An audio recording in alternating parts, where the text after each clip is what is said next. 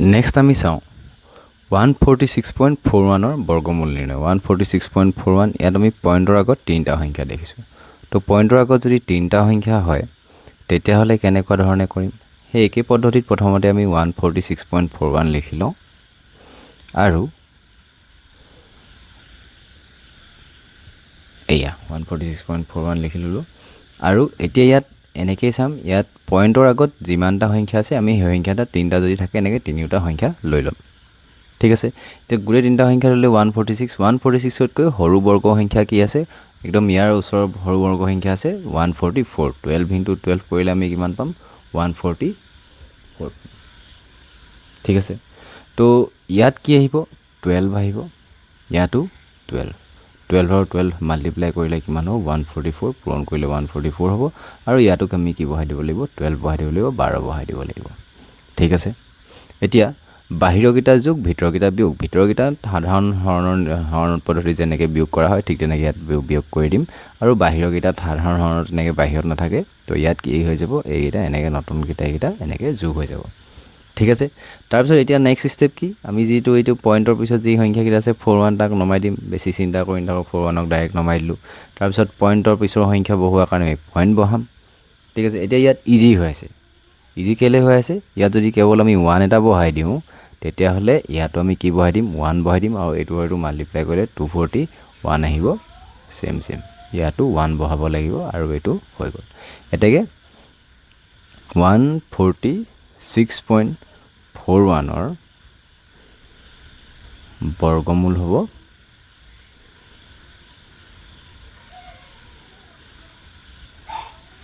12.1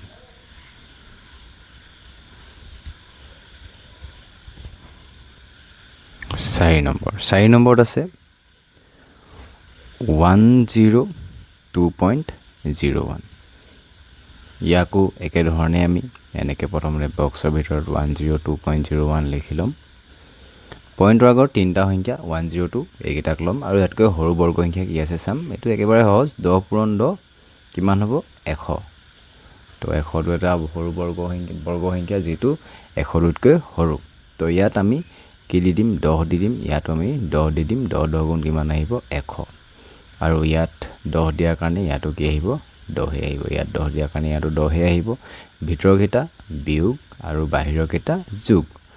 10 20 102 পৰা 100 গ'লে 2 পইণ্টৰ পিছৰ সংখ্যা বহাম 01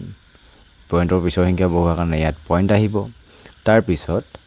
আকৌ ইয়াত কি হ'ব ইয়াৰ নিচিনা মিলাবলৈ হ'লে একেবাৰে সহজ 1 এটা দি দিলে ইয়াতো কি আহিব 1 আৰু ইয়াত বনি যাব 201 তো ইয়াত আহিব 10.1 তো ইয়াত আহিব 10.1 এতেকে এটোক আমি এনেকৈ বন্ধ কৰি দিম এতেকে 102.01 বৰ্গমূল 10.1 আজিৰ ভিডিঅ'টো ইয়াতে সমাপ্ত পুনৰ নতুন এটা ভিডিঅ'লৈ আমি আহিম এক্সাৰসাইজ R1ৰ বৰ্গ আৰু বৰ্গ সংখ্যা আৰু বৰ্গমূলৰ যি MCQ কেইটা আছে 8 নম্বৰ যি প্ৰশ্নকেইটা আছে তাৰ আমি MCQ কেইটা সমাধান কৰিবলৈ চেষ্টা কৰিম আমি অকল MCQ কেইটা কৰিলেই নহ'ব MCQ কেইটা কেনেকুৱা ধৰণে হৈছে তাৰ মেইন কনচেপ্টটো বুজিব লাগিব তো তাৰ কাৰণে প্ৰথমটো প্ৰশ্নত কি দিয়া আছে তলৰ কোনটো সংখ্যা অযুগ্ম সংখ্যাৰ বৰ্গ তাৰ মানে কি হয় বৰ্গৰ ক্ষেত্ৰত কি হ'ব যুগ্ম সংখ্যাৰ বৰ্গ যুগ্ম হ'ব আৰু অযুগ্ম সংখ্যাৰ বৰ্গ কি আহিব অযুগ্ম আহিব ঠিক আছে যেনেকৈ 8ৰ এটো যদি কৰিবলৈ যাওঁ তলৰ কোনটো সংখ্যা এটো সলিউশনত আমি ডাইৰেক্ট সলিউশনটো লিখিম সলিউশনত আহিব এতিয়া আনসাৰটো হ'ব 169 যেটো হ'ব অপচন 2 169 টো কেলে হ'ব কাৰণ ইয়াত এতিয়া এটো হেখৰ অংকটো চাবা অযুগ্ম সেই কাৰণে ই এটা অযুগ্ম সংখ্যা হ'ব ঠিক আছে যেতিয়া আমি অযুগ্ম সংখ্যাৰ বৰ্গ কৰো 1 স্কয়াৰ কৰিলে 1 2 স্কয়াৰ কৰিলে 2 স্কয়াৰ তো যুগ্ম সংখ্যা গ'ল 2 স্কয়াৰ কৰিলে কি আহিব 4 আহিব 3 স্কয়াৰ কৰিলে 9 4 স্কয়াৰ কৰিলে 16 তো আমি কি দেখিছো যেতিয়া অযুগ্ম সংখ্যাৰ বৰ্গ কৰিছো তেতিয়া আমি অযুগ্ম সংখ্যা পাইছো যুগ্ম সংখ্যাৰ বৰ্গ কৰিলে আমি যুগ্ম পাইছো ঠিক তেনেকৈ আকৌ অযুগ্ম সংখ্যা 3 হয় 3 বৰ্গ কৰিলে আকৌ যুগ্ম পাম আৰু 4 যুগ্ম সংখ্যা যোগ ইয়াৰ বৰ্গ কৰিলে যুগ্ম পাম তো সেইকাৰণে ইয়াত যিটো সুধিছে যে তলৰ কোনটো সংখ্যা অযুগ্ম সংখ্যাৰ বৰ্গ আমি 169 টো ল'ব লাগিব যিটো হৈছে কাৰ 13 স্কোৱাৰৰ বৰ্গ 13 স্কোৱাৰ যদি কৰা 13 * 13 কৰিলে তুমি 169 পাবা ঠিক আছে নেক্সটটো দিয়া আছে বিটো দিয়া আছে মেইন কি কাৰণে কথাষাৰ আহিছে তোমালোকে হেতু বুজিবলৈ চেষ্টা কৰিবা এইটো যে আমি অকল 13 এ আহিব এটো 169 এ থাকিব তেনেকুৱা ধৰণৰ কথা নহয় বা অযুগ্ম সংখ্যাৰ কাৰণে দিব হেনেকুৱা ধৰণৰ কথা নহয় কেতিয়াবা প্ৰশ্নটোত অযুগ্ম সংখ্যাৰ হলনি হয়তো যুগ্ম সংখ্যাৰ বৰ্গ দিব বাকি অপচনবোৰত কি আহিব বাকি অপচনবোৰত এনেকে অযুগ্ম সংখ্যা বেছিকৈ দিব যুগ্ম সংখ্যা এটা দি দিব কেৱল তো সেইকাৰণে আমি কি ধৰণে আহিছে হেতু হৈছে প্ৰথমে জানিব লাগিব তলৰ কোনটোৰ একক স্থানত 1 থাকিব তো তলৰ কোনটো একক স্থানত 1 থাকিব বুলি ক'লে এটো ইজি আছে কেলে ইজি আছে যে যিটো সংখ্যা যিকিটা সংখ্যা দিয়া আছে তলত যিকিটা অপচন দিয়া আছে অপচন 1 19 আছে অপচন 2 34 আছে অপচন 3 18 আছে অপচন 4 20 আছে তো তাৰ কাৰণে আমাৰ অপচন আহিব ইয়াত 119 স্কয়াৰ এই 19 স্কয়াৰটো কেলে আহিব ইয়াত সংখ্যাবোৰ আমি শেষৰ অংকবোৰ লৈ লওঁ 9 স্কয়াৰ কৰিলে কি আহিব 81 ৰ এককৰ অংক 1 আহিব ঠিক আছে 34 স্কয়াৰ 4 স্কয়াৰ লম এটো 4 স্কয়াৰ কৰিলে 16 ৰ কি আহিব 6 আহিব ঠিক তেনেকৈ 18 ৰ আমি যদি 8 লওঁ 8ক যদি স্কয়াৰ কৰো তেলে 64 কি আহিব 4 আহিব আৰু 20 স্কয়াৰ যদি আমি 0 লওঁ তেতিয়ালে 0 স্কয়াৰ কৰিলে কি আহিব 0 আহিব তো শেষৰ অংকটো চালেই হ'ল যে শেষৰ অংকটোত একেবাৰে শেষত কি আহিছে তো এককৰ সংখ্যাটোত ইয়াত 1 আহিছে সেইকাৰণে 9 স্কয়াৰত 81 আহিছে আৰু 9 টো আছে 19 ত সেইকাৰণে আমি অপচন বি টোৰ 1 দিছো ঠিক আছে তাৰপিছত অপচন কোৱেশ্চন নম্বৰ সি টোত কি বুলি কৈছে 18 স্কয়াৰ আৰু 19 স্কয়াৰ মাজত কেইটা স্বাভাৱিক সংখ্যা আছে তো 18 স্কয়াৰ আৰু 19 স্কয়াৰ মাজত ইয়াত মই আগৰ ভিডিঅ'টাত কৈ থৈছো যে কি হ'ব যেতিয়া দুটা সংখ্যা ওচৰা-ওচৰি দুটা স্বাভাৱিক সংখ্যা থাকিব তেতিয়াহলে সেই দুটা সংখ্যাৰ মাজত কেইটা স্বাভাৱিক সংখ্যা উলিয়াব আছে তাৰ কাৰণে আমি কি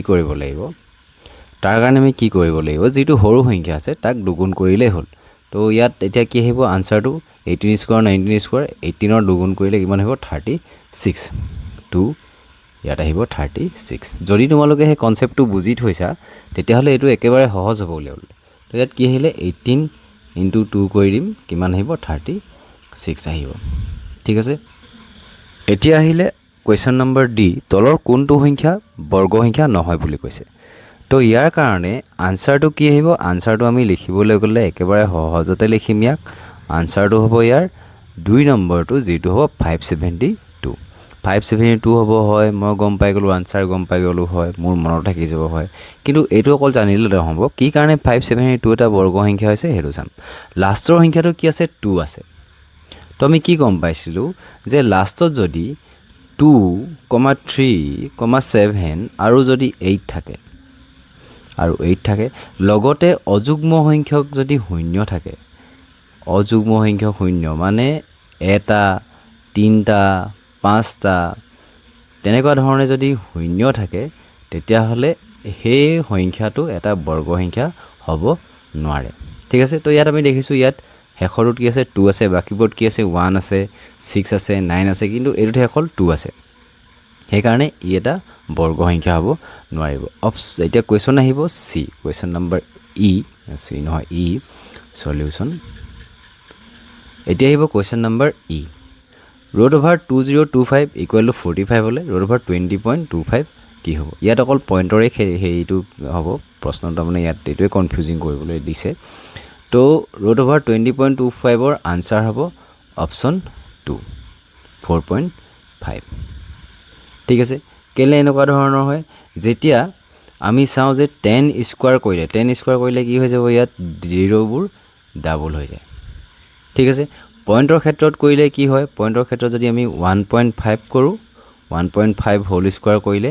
ই কি হৈ যাব 2.25 হৈ যাব আমি কি দেখিছো স্কয়াৰ যেতিয়া কৰো তেতিয়া হলে ডাবল হৈ যায় ঠিক আছে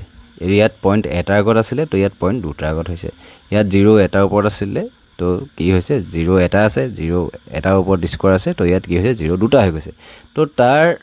উল্টাকে √বৰ্গমূল তাৰ বিপৰীত নহয় জানো হেয়ে যদি আমি 100 পাইছো সেয়ে যদি আমি 100 পাইছোঁ তেন্তে ইয়াৰ কাৰণে কি আহি যাব 100ৰ কাৰণে আহি যাব কেৱল 10 তাৰমানে 0 দুটাৰ পৰা এটা হৈ থাকিব আকৌ যদি ৰুট অভাৰ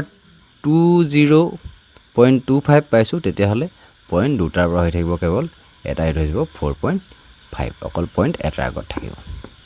এইকেইটাই হৈছে এক্সাৰচাইজ R1ৰ ইম্পৰ্টেণ্ট প্ৰশ্নকেইটা উত্তৰ আৰু এইকেইটাৰ তোমালোকে যদি কনচেপ্টখিনি বুজি পোৱা তেতিয়াহ'লে ইয়াৰ পৰা যিকোনো MCQ আহিলে তোমালোকে কৰিব পাৰিবা নেক্সট আমি ঘন আৰু ঘনমূলৰ কনচেপ্ট আৰু তাৰ মেইন প্ৰশ্নবোৰ জানিবলৈ চেষ্টা কৰিম